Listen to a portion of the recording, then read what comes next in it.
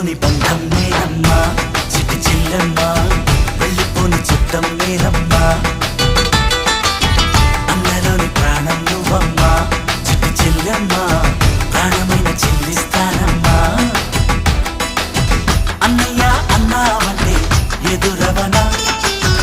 అల్లుపై ఉన్నావంటే నిదరవనా కలలే కన్నావంటే